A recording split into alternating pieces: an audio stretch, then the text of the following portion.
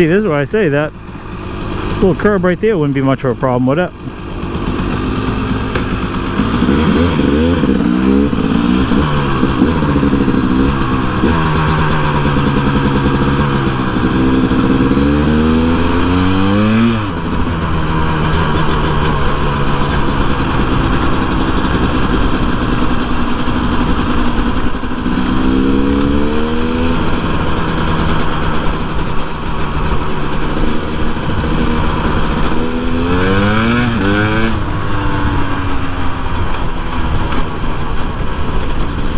What's going on, guys? I just realized that I've never taken you guys out on this bike since I've got it finished.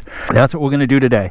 So to get you up to speed, guys, this is pretty much a brand new dirt bike, but it's 2001 vintage. It's a KTM 250 EXC. As you can see, it's fully street legal. It's got a ton of trick parts, and I rebuilt this about a year and a half ago. I purchased it. I didn't really do anything with it, and I completely tore it down to a bare frame. Had the frame powder coated, sent out, and had the motor sent out and the motor redone in it. It was running. There was nothing wrong with it, but when you go this far is to take something apart that far, you might as well go through it and do everything you can. So I've pretty much replaced everything on this bike. Like I say, it's pretty much a brand new bike. Bushings, seals, motor's been done, gaskets, you name it, tires, pretty much best of the best of everything. Renthal, twin ring sprocket, GPR, steering stabilizer. It's just got a ton of trick parts. I'm not trying to be braggy. I'm just trying to kind of show you, because I'm sure, you know, people are going to ask. It's got bulletproof billet radiator guards. It's got a full FMF Gold Series exhaust on it. And it's a super fun bike, guys. Now, if anyone has ever ridden a dirt bike before, especially a two-stroke, it feels really weird driving a dirt bike on the street. I do have a couple concerns, guys. The gas that's in this bike is like a couple years old, and I've only started this bike once, probably 4 months ago. So that might be an issue. It may not start, I don't know. This bike has basically, since I built it, like 3 heat cycles on it, and it's got about 30 minutes of use. I don't use it, it just sits.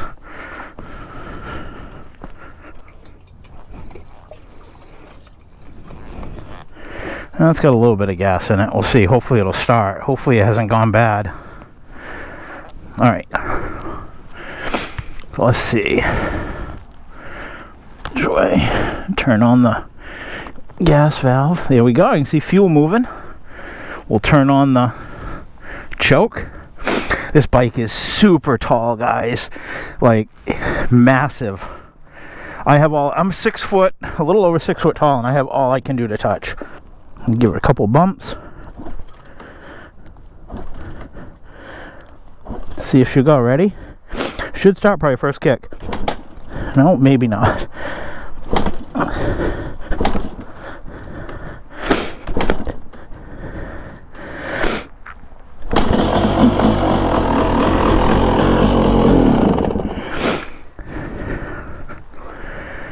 Alright, we'll try it again.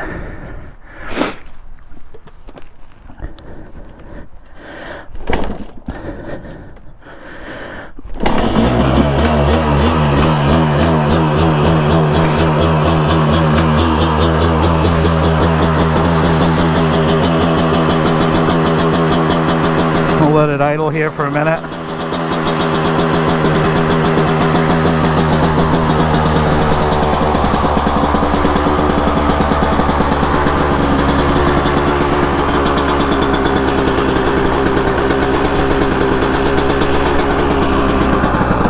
Now you're probably wondering, how does this work? How does this setup work as far as like charging a battery? It's got a little small, let me show you, because I have some other batteries that look similar. So it's got one of these little jobbers up by the airbox, and that powers the taillights, blinkers. It powers the dash.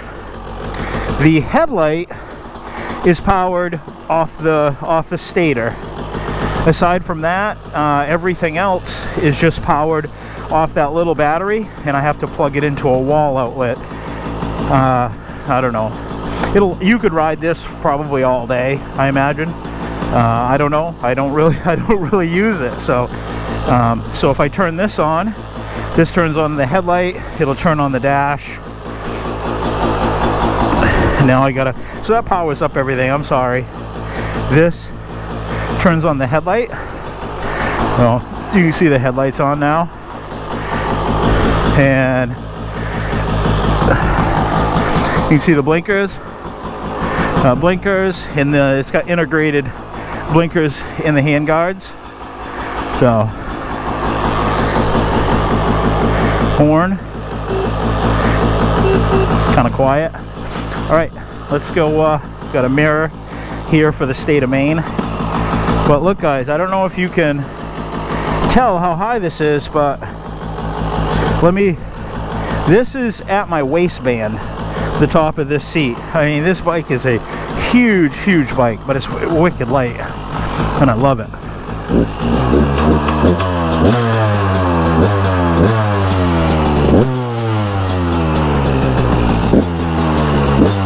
So guys, a two-stroke isn't too convenient on the street, because if you run out of gas, you can't. Oh jeez, this thing is so tall. If you run out of gas on a two-stroke, guys, you have to carry like oil with you and stuff, which isn't, like I say, isn't handy. So, and another thing, this thing is real hard to keep the front end down when you're accelerating, because it hits the power band, and it's got a real hard hitting power band on this, and it wants to lift the front tire. So let's go take it out, take it up the street, take it for a spin.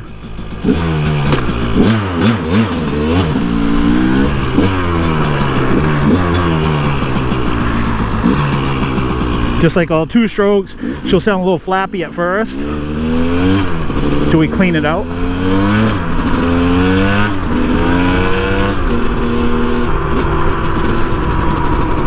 But guys, it goes down the street super nice. These tires are all balanced. Like, look how smooth this is, guys.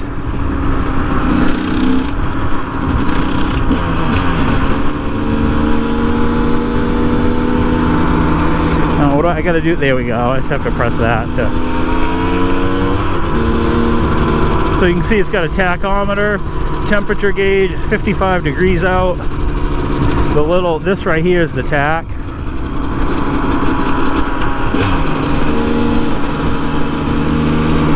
Yeah, guys, this is a super fun bike. Now, as I was saying earlier, if any of you guys have ever driven dirt bikes, especially two strokes, you can only imagine how wrong this feels, even though it's street legal. It just, maybe some of you back in the day when you were younger that have been riding for a while, maybe did a little street riding when you shouldn't have. And if you did, not saying I did, but if you did do that type of stuff, that might be how you would feel right now driving a two-stroke on the street. This bike is stock bore. When they built the motor, the guy who was building it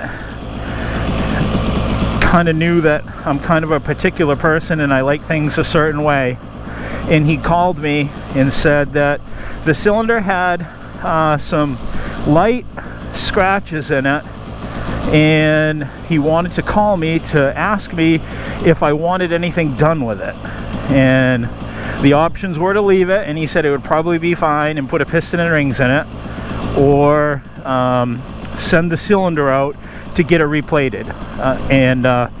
That's what I chose to do. I had the cylinder sent out with new Nikasil plating and a new piston and rings installed, just to be safe. So it's like a new bike.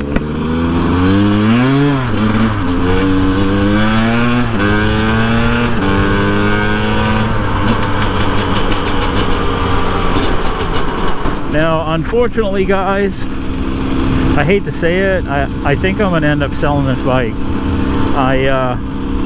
I just don't use it the way I hoped I would, and if I were to buy a bike, I'd probably end up going with a 4-stroke, because quite honestly, I'm just going to be honest here, I'm 52 years old. I've been riding dirt bikes since I was 3, and I went a period of time without having a dirt bike, pretty much the years when my kids were born. So I considered buying a dirt bike, being this, and then racing it at 50 years old. Well, I decided against that simply because bones don't heal as they do when you're in your 20s, and I've been injured a lot riding dirt bikes over the years, and I don't really want to be injured as an adult doing that. So that left me with knowing I don't want to race it. I don't really want to drive it on the street because I don't want to destroy it. So I kind of want to just keep it nice. So what does that mean? Don't drive it, just, you know, have it be a trailer queen? That's not really my personality either, because I like to use my stuff. So because it's not super practical, I think I'm gonna end up selling it, guys. Someone's gonna end up with a real nice bike, because there's no way I'd ever get what I have invested in this bike. This speedometer I don't think is correct, guys. It seems like it's registering too high. There's a setting in it that you have to adjust, and maybe I don't have it adjusted properly. Yeah, it's not liking this gas that's like 2 years old. I run non-ethanol fuel, guys, but still, gas is only good for so long.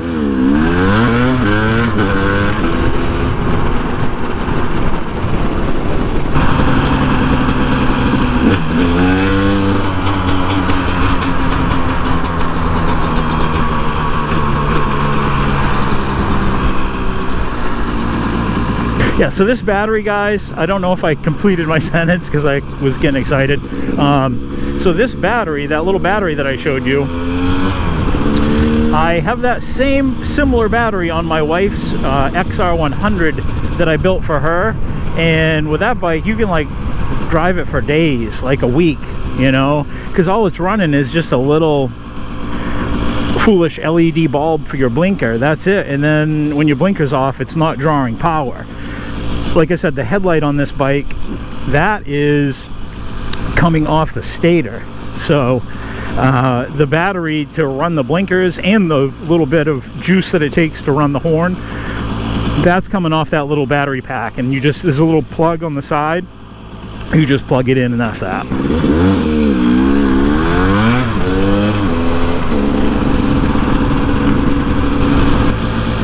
See, now how easy would it be right now to just like go around these cars and pop up on the sidewalk and do all kinds of foolishness, right? But I don't need to be getting in any trouble.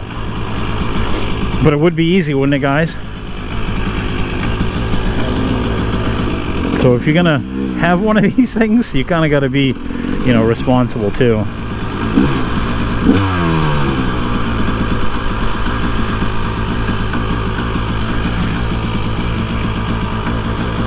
I would say it's probably a really select market of people that would be looking to have a 2-stroke on the street, but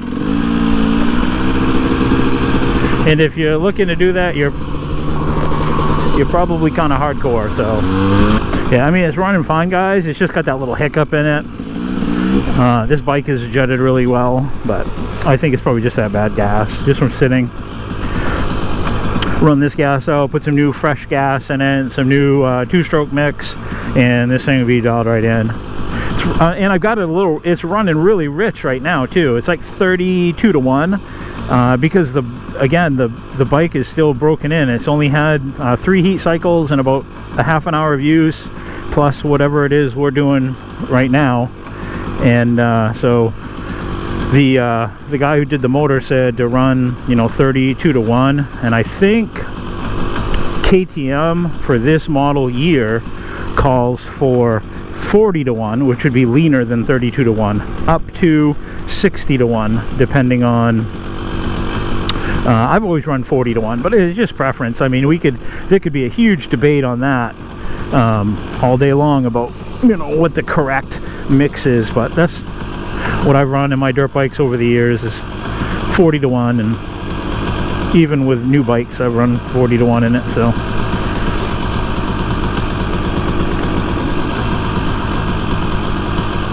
it's smoothed out a little bit. It's idling just a whisker high, but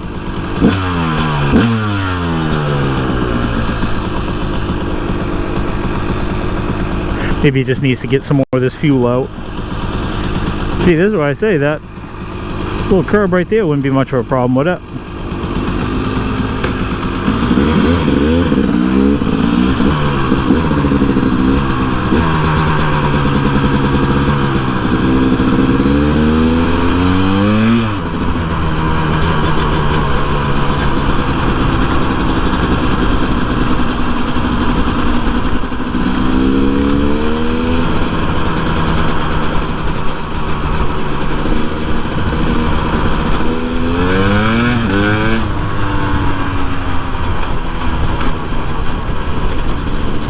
Guys, I really love this bike.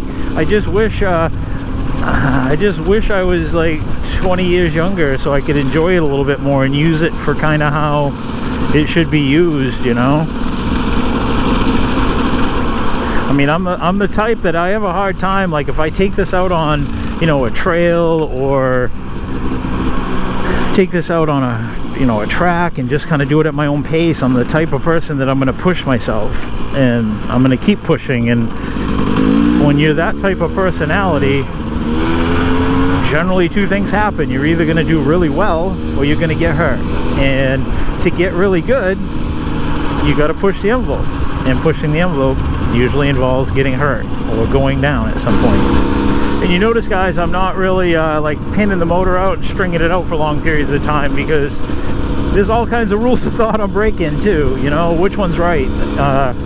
You know, there's people that say drive it just like you should right out of the box and beat the snot out of it if that's how you're going to drive it, or drive it easy and go into it gradually. I'm kind of the latter theory. I tend to be a little more gentle on my stuff, especially once it's new, and then increasingly, I guess, add stress to it. So I'm still not wanting to, you know, pin the bike and give it full throttle quite yet.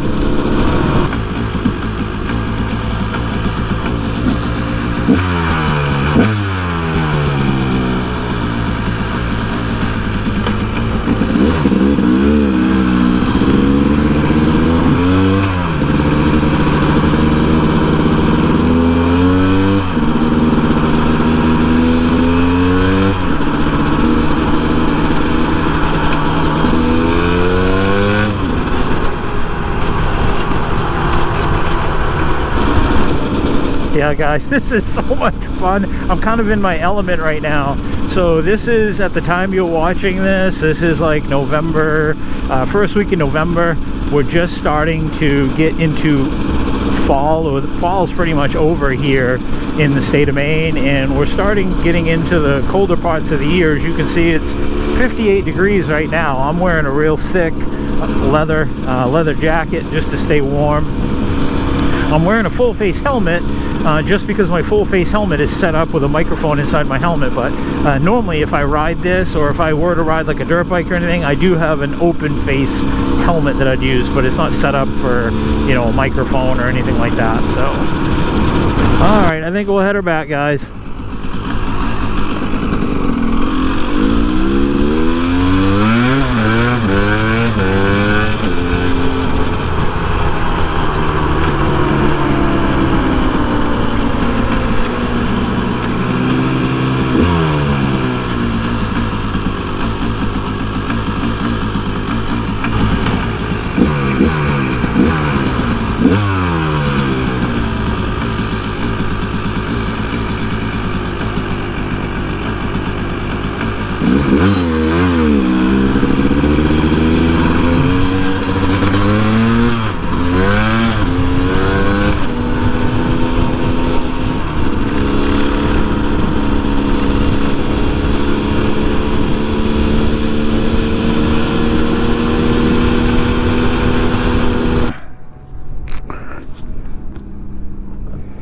there it is, guys. I hope you enjoyed the ride around my town. It was fun bringing you out and showing you around, and it was even more fun just to be on it riding. So until the next one, guys, I want to thank you for watching. Thank you guys for participating in the channel. The channel's up to around like 700 subscribers now, and we're almost to that milestone of 1,000. Without you guys, I wouldn't be able to do that. I want to thank you for watching. We're going to be doing some more builds this winter, so be sure to stay tuned, like, and subscribe. Thanks, guys. See ya.